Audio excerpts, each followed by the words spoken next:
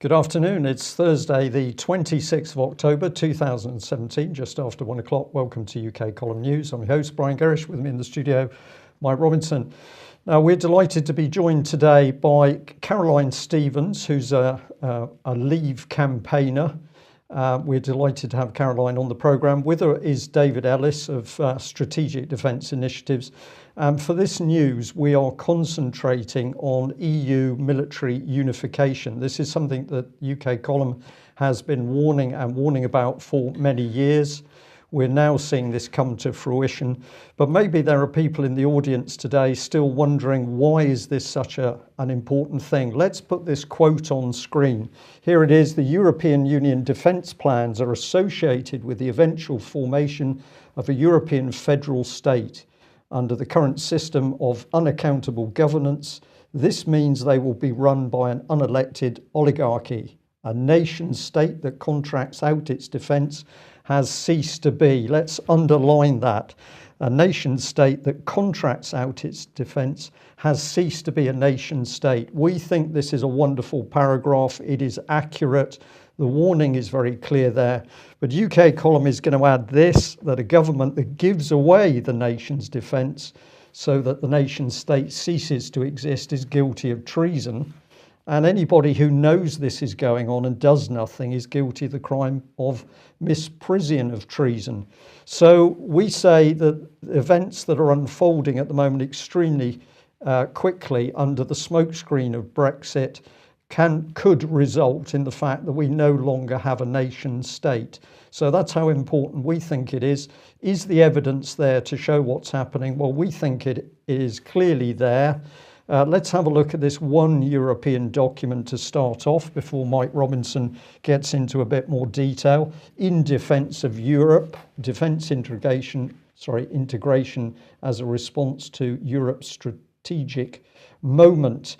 And what are we interested in this document? Well, of course, it says in this paragraph very clearly that the move for this European integrated system, unification, here we are in 1950, French Prime Minister René Pleven proposed a plan for far-reaching defence integration, including the setting up of a European army and the appointment of a European Minister of Defence.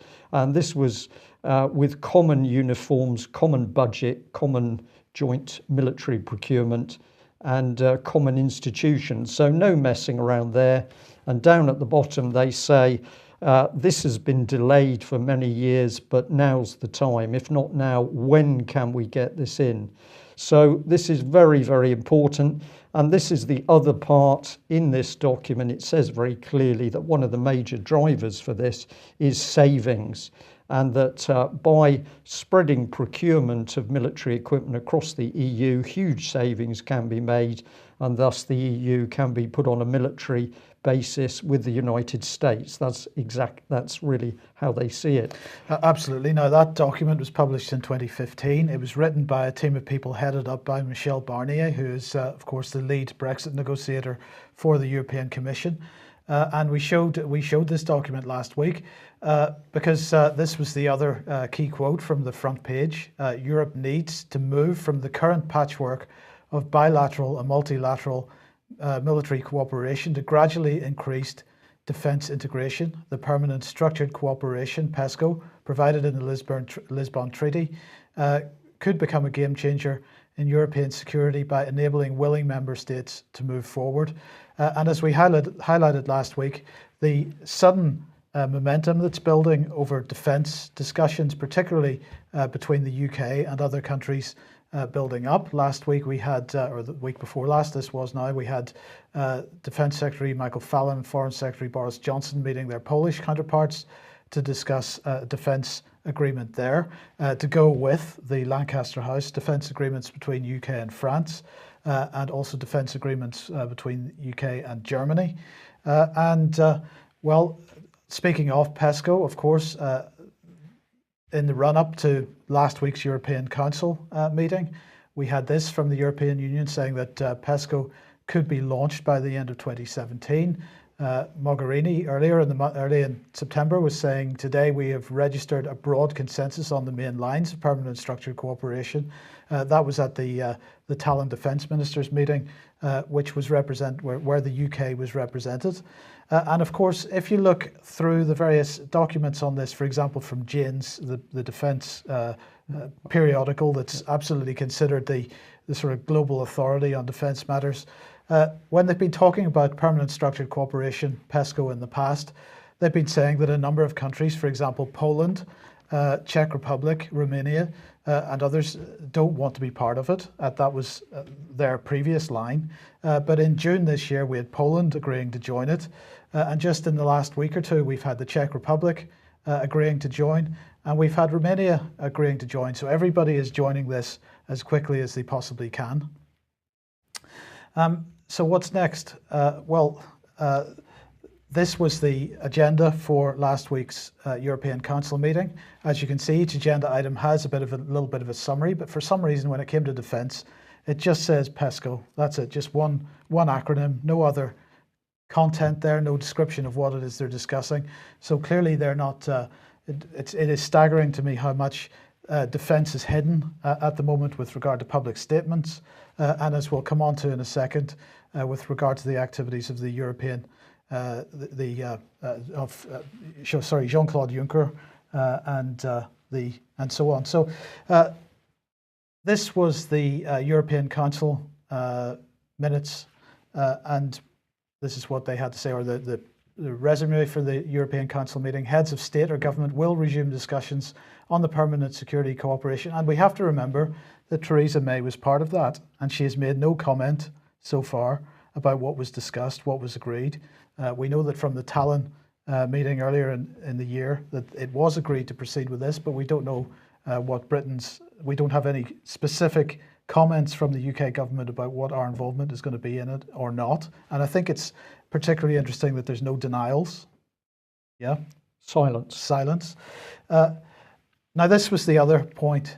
Jane's also made the point, EU NATO officials propose military Schengen, because NATO is not silent on this issue. NATO is encouraging EU military unification as quickly as it possibly can.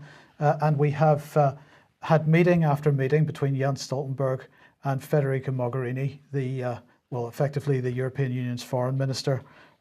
And they have meeting after meeting, and again, they don't say very much about what the specifics are of what's discussed, other than to say, well, NATO and the EU are absolutely on the same page in this regard. And we had a nice meeting. And it was fantastic, and so on, right? Now, on Tuesday this week, let's mention banking union first, because this has been going on for quite some time. We highlighted this last week as well.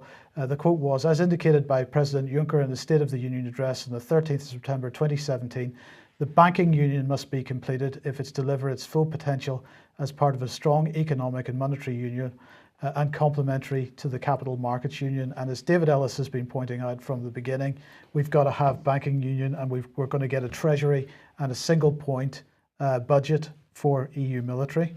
And this again was reinforced this week when Donald Tusk on Monday said, I will create this, a paraphrase of it admittedly, but he said, I will create the EU Treasury by June next year and won't betide anyone that gets in the way. And if you watch Monday's UK Column News, you can have a look at the actual little piece of video where he described this.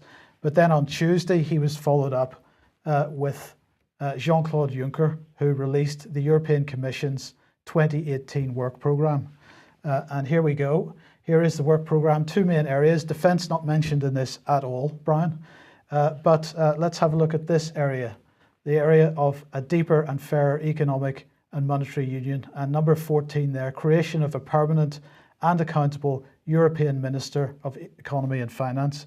A Chancellor of the Exchequer for Europe is on the European Commission's work programme for 2018. He wants this completed within the next 12 months. This is a massive step forward towards what David Ellis has been talking about. And then finally, before I bring David in to comment on this, let's just look and remind ourselves what Britain's position is on this. Because Britain claims that we're going through a Brexit process, claims that Britain will be outside this whole military unification process. But Boris Johnson only a couple of days ago saying our departure from the EU will make no difference to Britain's unconditional and immovable commitment to the security and defence of Europe. But it's this document here, released a few weeks ago, which is the white paper, the Brexit white paper. The government has been releasing a whole bunch of white papers on the issue of Brexit and our future relationship with the EU. And this is the Foreign Policy, Defence and Development white paper. Paragraph 63 says the UK would like to offer a future relationship that is deeper than any current third country partnership and that reflects our shared interests, values and the importance of a strong and prosperous Europe. This future partnership will be unprecedented in its breadth, taking in cooperation on foreign policy, defence and security and development, and in the degree of engagement that we envisage. So this reflects comments that Theresa May has made about Britain's future partnership with the European Union being deeper and broader than anything we've ever seen before. And David, maybe if I bring you in at this point and ask, if we look at the third, they're talking about third country partnerships with the European Union. If we look at the third country partnerships and the terms of those partnerships, it's very difficult to see how Britain could possibly fit in between those current third country partnerships and full membership of some unified military structure, because there doesn't seem to be an in-between place. We're either in it or we're not. That's absolutely correct, Mike. It's a very difficult position. So you've got my problem with this all along has been that there's been no clarity. There's not a definitive position that Brexit equals that we're out, because at the moment Brexit equals that we've got one leg in, one leg out, in, out, shake it all about. Where's the clarity here? Because the big problem we've got at the moment is just what did the government ministers and who were the government ministers and what did they agree at PESCO? So that needs to come out. It didn't come out in the defence debates and the Prime Minister's statements this week in the House. So we're still in the dark as to exactly what this new improved special relationship is going to be. Because if they've agreed, and this is the caveat, if there has been agreement to go into a form or forms of military union, military unification in this PESCO plan, then there cannot be a Brexit. I fundamentally believe that. So we've all got to appreciate that. I mean, Brian, it's wonderful. Thank you for putting up the source references that you've got there in the 1950s for this. Our source reference goes back slightly earlier than that. But let's all bear in mind, this is not a new plan. It's not new. It's not new in any form, and it's not vague. The EU's plan and concept is very, very clear. It wants absolute unification of everything, and then control of everything. So there's no ambiguity with what they want. The ambiguity is about what our government is doing and what the implications are, how that's being scrutinised, and what the MPs are doing in terms of their job in evaluating it and keeping us all safe from something that's nasty, potentially.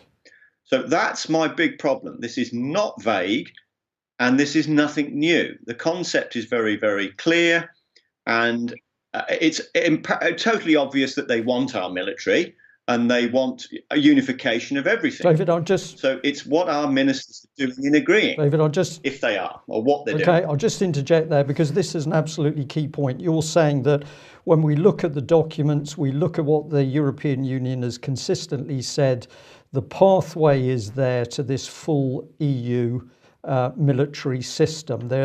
It's not vague. It's nothing like that. Now, in a minute, we're going to move on to what the Bruges Group has been doing and saying, and we're also going to be having a look at the part that Veterans for Britain has actually, what work they've been doing to sort of bring this to the public light.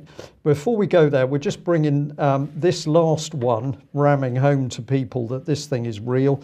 This is a report from the EU Observer. EU Commission takes aim at national veto powers. Now, at the moment, they're mainly talking about taxation, but in this particular report, it says very clearly that the EU wants to be able to use veto powers to block legislation in a vast range of areas, and we can be sure that includes security and defence.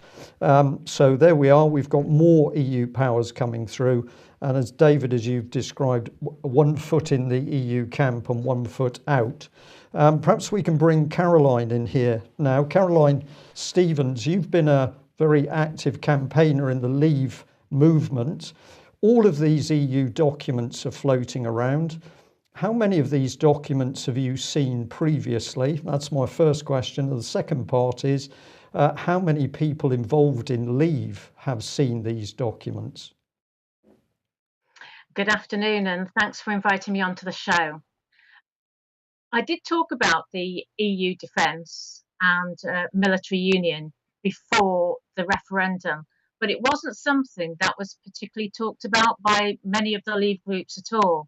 So it was people focused on migration and business, and single market, but nobody talked about military union apart from the Daily Express and the Daily Mail. But it's something that I did highlight, and quite often the opposition would tear you to shreds and say, where's the evidence? Where's the evidence? So this PESCO document, when it came to light a week or two ago, was quite illuminating, and seeing all the Twitter, the tweets about what could happen and how all 28 states are to be included in this, and we actually are automatically opted in, and we physically have to opt ourselves out. But I mean, this is all about parliamentary, our democracy and Parliament, and what the MPs are doing, in their role. I thought they were supposed to debate military union. In fact, a year ago, we had this trade agreement called the Comprehensive Economic Trade Agreement, which was like the precursor to TTIP. And this was an agreement that was going on behind closed doors between the EU, ourselves, and Canada. And I found it in the library, the parliamentary library, and wondered when our government was going to debate it. But they never did. The pages were open for 28 days, and then it was rubber stamped, apparently. And that was last September. So it seems to me, just somebody who's not that knowledgeable about the Houses of Commons and Parliament, we seem to be walking into all these agreements. In fact, our MPs don't seem to have much idea either. Is nobody telling them? Are they not keeping abreast? But then if they're not debating, what is our country come to? Is it a banana republic? Caroline, but it's no democracy. It's a dictatorship. Sorry, Caroline.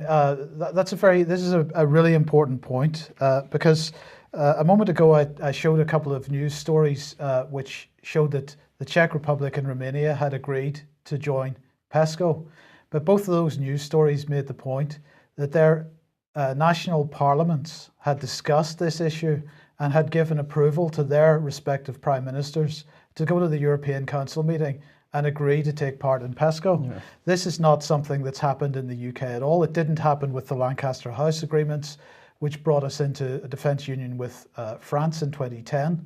And it seems to me, as you've just pointed out, that more and more of this type of stuff is going on as a result of policy which is set somewhere else. And it just seems to be accepted and assumed by government that they have the right to pursue this policy without parliamentary oversight or debate. Well, I think it's important to realise that it's just not a one-off. The military side is not a one-off in the dictatorship of our government. It seems to me as well, I mean, Andrew Pierce wrote a very great article in the papers a couple of weeks ago about the civil service and their role in all of this. It seems to be that the civil service are running Whitehall. They're running the Houses of Parliament and the House of Lords. So how much, I mean, there was the article went on to say about Jeremy Haywood being privy to most of Theresa May's meetings, phone calls. He's with her. It seems like he's tied at the hip to Theresa May. So, are our MPs at fault? Are they not being provided with the information by the civil servants? I mean, who is scrutinising who? Who is watching? And I mean, a year ago, when I went to a Brexit meeting we had people from all different political parties there. And I stood up and gave a thank you speech on behalf of Vote Leave. And I said, we must hold the government's feet to the fire.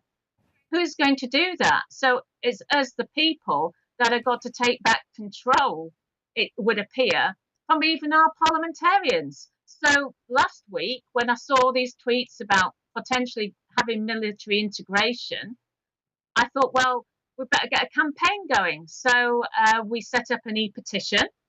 We've already got 8,500 people on there or thereabouts, signed in less than 7 days. And I've started writing to MPs, and I've produced a template letter.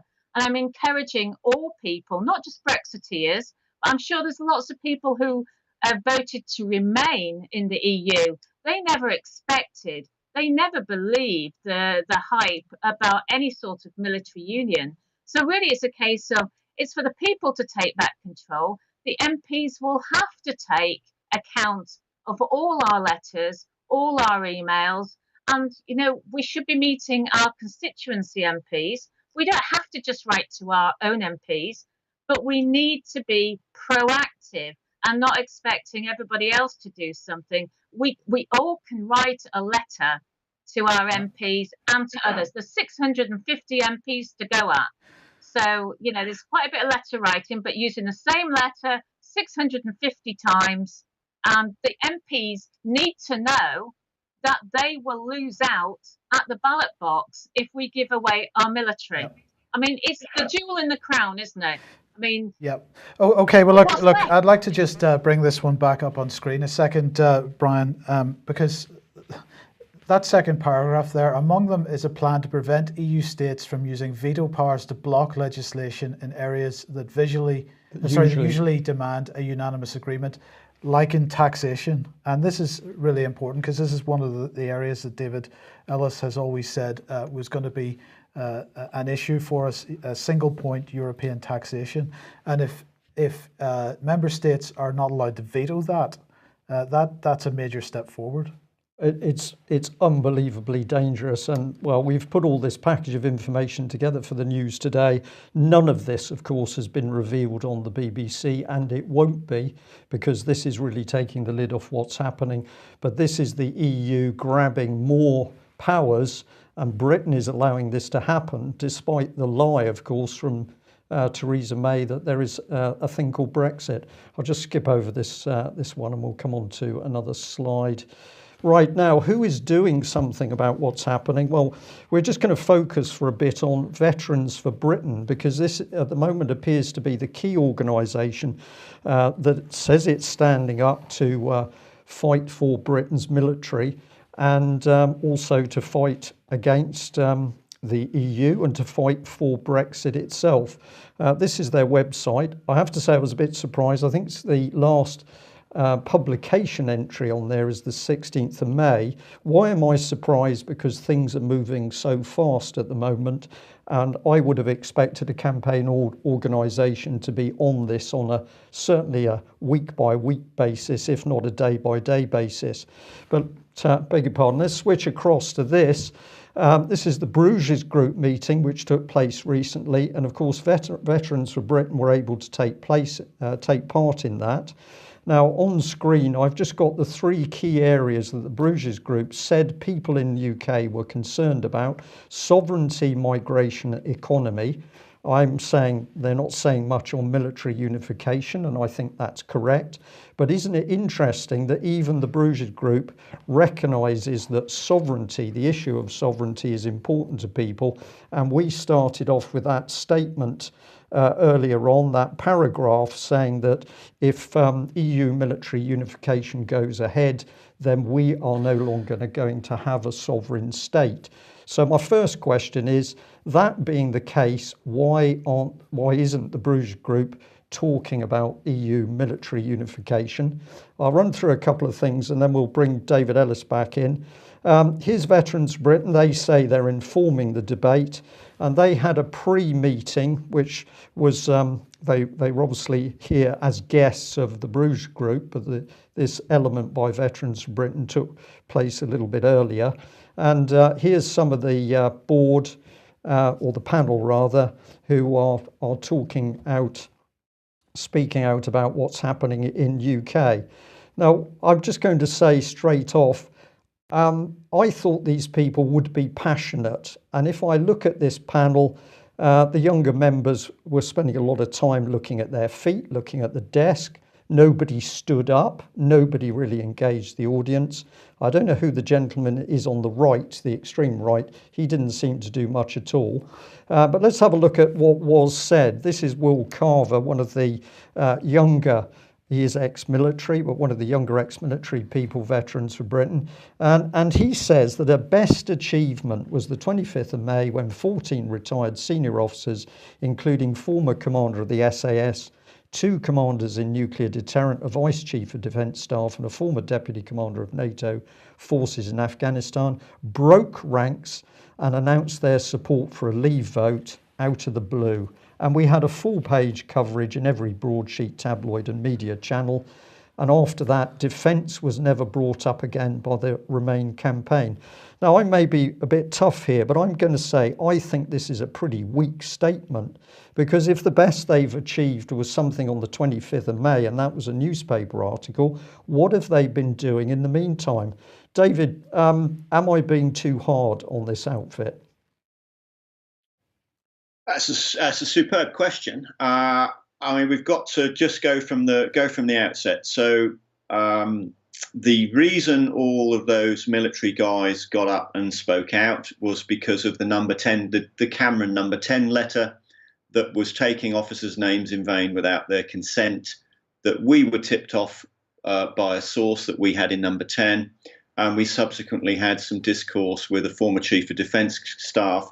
And on the basis of that, which I could rely upon, I went to Steve Baker, who was in the Vote Leave gang at the time, who we had spent a lot of time prior to this incident lobbying the Vote Leave brigade, and that's subsequent to an awful lot of lobbying prior to the Brexit campaign, I may add, to raise military and EU military union as an issue. Now, Steve Baker at the time wouldn't talk about the EU military union, but he was prepared to say, well, if Cameron is doing this, so can we. What can we do about it? Who have you got? We'll have a word with who we've got. So I understand that that was Julian Thompson. And a rebuttal was put out. So that's how all that sort of got going. And that's when Veterans for Britain got started.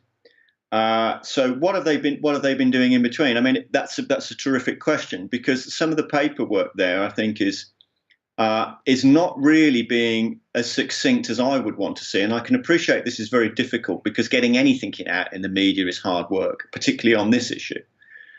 But coming to the Bruges group, that's where Caroline and I met the previous year, and I challenged their panel upon the questions being opened up, as that there was no mention of military union on the previous year's meeting, and David Muddleton, the professor who briefs, and I believe he instructed David Davis, as I understand, in economics, and I challenged him and I said this was a huge issue because what it was going to trigger, i.e. the Treasury and the EU being a state, and it was a key component, and it was an issue, and it was something that he should issue on his demands as being part of Brexit, and this should come in.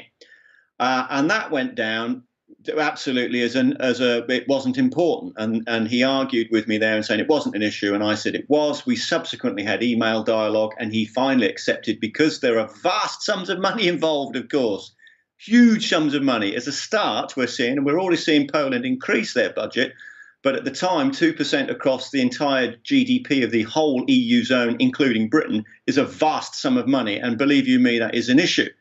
David. So this is the campaign. This is what we should be talking about. It's not a sales pitch in the MOD. Look how cheap this is going to be, and it's going to be wonderful and rosy and jam tomorrow. This is about taking absolute control. Right. And there's no ambiguity in their plan and concept. The ambiguity is what our government are doing. So I've got to say, the opening statement that you've had there from Lee Rotherham is perfect. I'm in complete agreement with him on that. It's absolutely perfect. If we lose our military, we're not a state. Full stop. Right, David, Julian Thompson, no military, no chance. You know, no military, no chance Brexit. David, you've hit the nail on the head there. You're clearly passionate about this. Let's just have a look at some of the phrases that the Veterans for Britain panel used, because I'm watching the little video of them performing. I was really quite surprised. We've got prevent ourselves from being unwittingly tied into a defence union, concerned how we may be drawn into a EU military structure. We are sleepwalking. Nobody knows where this policy paper came from. There are dangers in what we're getting ourselves into. How can this possibly be true? They have got the research facility which is looking at all of these EU papers, and back in 2015, as Mike has just shown, it was obvious what was coming. But here is this panel sitting in front of the Bruges Group and in front of the media cameras. It's all apology. It's all, well, we weren't really sure. We don't really understand what's going on. And then they move into, there are dark places in Whitehall. Now, I think what the inference there is that basically there are people plotting in Whitehall for us to stay in the European Union. Of course they are. That is obvious. So surely it's up to Veterans for Britain to be standing up and giving the warning that you're giving, David. I'm going to stay on this. It'll be interesting to see what response we get. But have a look at this part of it. Here we've got Colonel Richard Kemp. He's on the panel, and this man has been speaking out, and he's been reported in the press. The Express here had this article: Brexit military surrender. MPs pledge UK troops will serve in the EU army after divorce. Richard Kemp, bottom right, the little subheading is, this shows the government has lost control of this issue. So here we've got a senior retired military man admitting that the government has lost control. Where's it going to head? Well, the EU's going to take over our military. And you've let the cat out of the bag, but that's fine, David, because you've said that our initial opening statement warning about the loss of the military and that equating to the loss of the British state, that came from Lee Rotherham, the central researcher for Veterans for Britain. So there is no way this organisation can say they didn't know. Here's Richard Kemp, and this is what he said in the paper. This shows the government has lost control of this issue. The agenda is being driven by pro-Brussels officials in the Ministry of Defence, Foreign Office and Cabinet Office, who resent us the idea we're leaving the EU and want as close a military relationship as possible. These proposals will undermine NATO, and it's an attempt to undermine Brexit. This is what Caroline is talking about. I have to say, I dispute this position absolutely. That the government has lost control of anything. The government knows exactly what it's doing. They've planned for it. They know absolutely the steps that they're taking. The proposals will not undermine NATO, because as we've already shown today, and we've shown on countless other UK column news programmes, NATO and the EU, specifically Jens Stoltenberg, the Secretary General of NATO, and Federica Mogherini, are practically in bed together. They are never out of each other's sight, and they're constantly discussing this specific issue. Right, so what are we to assume? That Colonel Richard Kemp is naive? I think that's unlikely, considering his background. Maybe this man is poorly briefed. Caroline, just come in on this one. A little short response, please, because we want to get through a bit more material before we open the debate up a bit. Okay, well, I attended the Veterans for Britain event up at Manchester on the 2nd of October. It was quite a sombre affair. There wasn't a lot of passion there, but you just felt you put yourself in the position of those military guys going up and down the corridors of Westminster, and you just felt that there was a conspiracy by the civil service to just produce documents from somewhere the MPs were unaware of, and they were undoubtedly taking control over the decisions being made.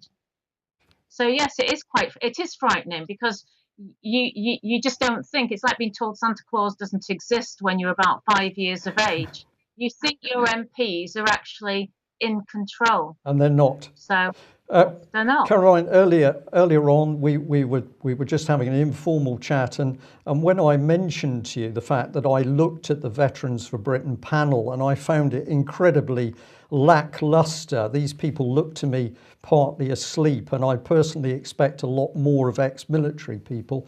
You said to me, well, they almost look like hostages having to be forced in front of the camera, and they're terribly worried about any and every word they say. And I thought that was such an accurate description. But these are not hostages. These are ex-military people. They are supposed to be warning the country about the fact that if Europe gets our military, and Theresa May and her cabinet are giving Britain's military to the European Union, if the European Union take our military, the country's finished. And let's bring in this shot of that panel again, because here is Veterans for Britain's own man warning about this. This is Lee Rotherham. And credit where it's due, Lee Rotherham is the man that produced this document, and it's in this initial paragraph where we've taken that statement. A nation state that contracts out its defence has ceased to be. There could be no stronger warning, and there is, in this executive summary, there's warning about all sorts of other factors for the military. But these points were hardly mentioned at that Bruges Group meeting when there were, of course, many reporters, journalists and cameras there for them to speak out to. This is part of Lee Rotherham's specialist Red Cell, where he's been researching other areas of EU policy.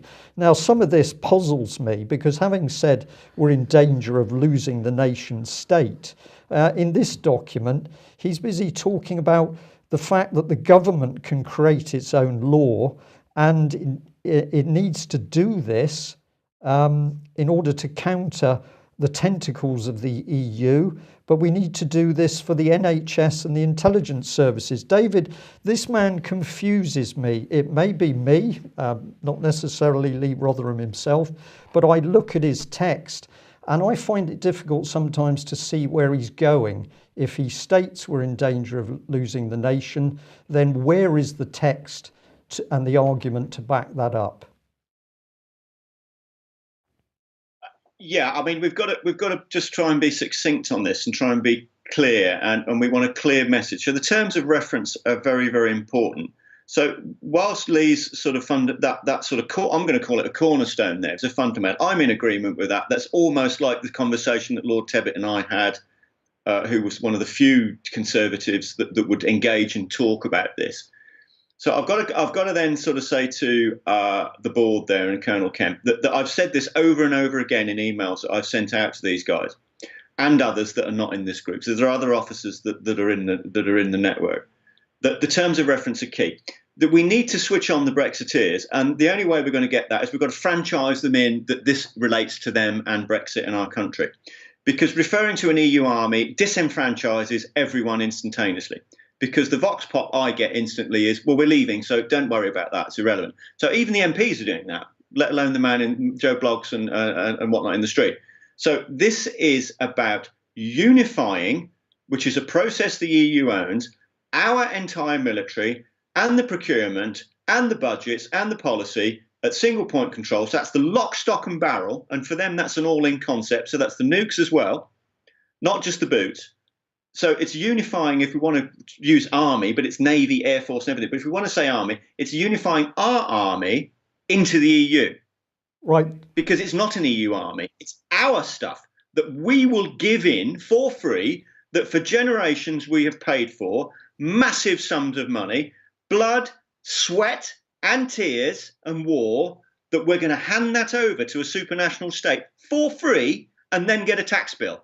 This is the level of intensity and argument that we need to have in the campaign. Right, David, let's bring in MPs, because it's clear at the moment that MPs are not reacting. There is something not normal about the behaviour of our MPs. But let's have a look at this circle of friends around Lee Rotherham. So in the centre, we've got his Red Cell, which has been doing all of the research into the EU. He is the man who's warned that the country is on the brink of being dissolved.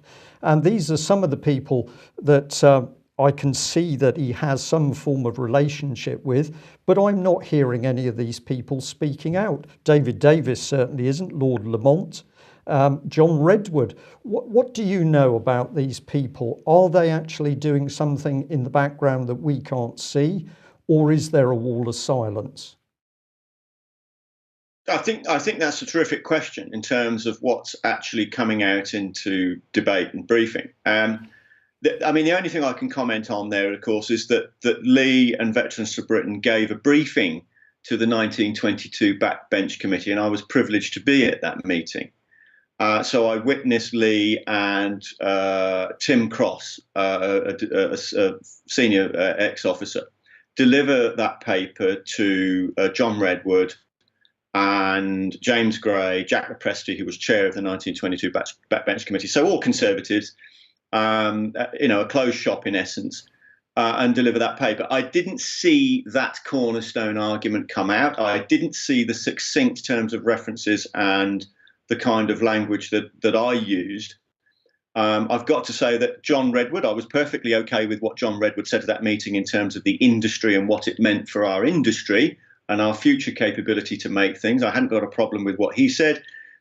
James Gray was champing at the bit and was very, very, very, very wanted to engage with Lee substantially on what was being spoken about.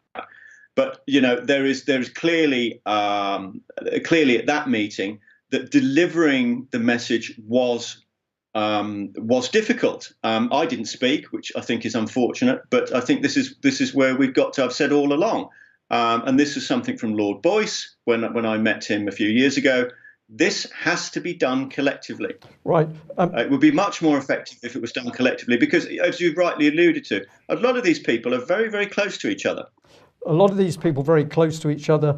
We're getting the impression that a lot is going on in the civil service that the average backbench MP doesn't know about. We're also getting the feeling that people are frightened to speak out. These are very dangerous times. But have a look at this. This is what's been going on in Parliament. This is local Plymouth MP Johnny Mercer, Conservative. He's protecting Michael Fallon here, who's been asked penetrating questions in the House. So Johnny Mercer, does my right honourable friend agree that members all have a responsibility when it comes to speculation? We could speculate about anything at all, but we're talking about people's lives and jobs, so we should base our debate around facts, not a political agenda. This was all when people are finally starting to ask at least some questions about what's happening in defence. And if you read this response from Michael Fallon, it's incoherent. This man was under enormous pressure, and I can't really get across the way his response sounded, but I'll give you a bit of it. There's been quite enough speculation and scaremongering, not least by members opposite. The National Security Advisor is, because the threats to our country have intensified since the 2015 review, is conducting a specific capabilities review to make sure we're implementing that review in the best possible way to give us the impact we need from our re-equipment programme. This is complete nonsense. It's gibberish. Maybe he thought he was speaking to his children at the nursery or something. It's gibberish. And very quickly here, Caroline, you've been attempting to get MPs to respond to this wealth of information about what's happening. And this chap, Justin Tomlinson, simply came back and said, don't bother me, you'll have to talk to your own MP. I'm going to label that I'm not interested. Are you finding any MPs that are prepared to speak out? I mean, James Gray did respond and sent me a slot from Hansard about the questions he asked Michael Fallon. But Michael Fallon's response was so woolly that, it's easy to see why the MPs are kept in the dark, because they don't get definitive answers. If you ask them point blank, I mean, nobody's actually asked anybody point blank yet what happened at the PESCO talks last Thursday. I mean, the PESCO agenda, there was nothing on it apart from the word PESCO. Unless you dig out that document, how do these MPs know? But they did have a defence meeting yesterday afternoon, a scrutiny meeting, and Johnny Mercer actually changed tack. And he did actually ask a few questions of Michael Fallon. But again, very woolly answers in response. So Michael Fallon is in charge of the defence side. He is, isn't he, Dave? Yes, he is. Indeed, he Yes. should be. Yeah. Yeah, but you know, his responses seem so vague. You have to ask that question, don't you? Right, Caroline, That one of the reasons, the selling point for PESCO for the national governments is the fact that the EU will give them a 10% incentive to do so. There is an incentive. Every little helps. Every little helps. There is so much here. We can't cover it all in one news. We hope to do a second part to this next week if both of you are available, and we'll really get into the meat of this. But I'm going to say thank you both very much. The impression I get is that our MPs don't know what's happening. So my question is, who is running the country? But Caroline, this is your Twitter page. If people want to be able to get in contact with you and have a look at what you're doing, this is Caroline Stevens' Twitter page there. We the people, love that banner headline. And your point is that change.org, well, many people are a little bit iffy on change.org, but your point is the more we do via every possible avenue, the more chance we've got of getting the lid off what's happening. So this is the e-petition, EU Defence Force alert. So well done for setting that up. And Caroline, thank you very much for joining us. It's been great to have you with us today, and I hope we will be able to get you back in the future. David, thank you also. And there we are. The country is absolutely at the tipping point. Lee Rotherham of Veterans for Britain has pointed that out, but none of the British MPs at the moment seem to want to talk about this. So very dangerous times. That's it for today's UK Column News. We will be back at the same time tomorrow. Thank you. Bye-bye.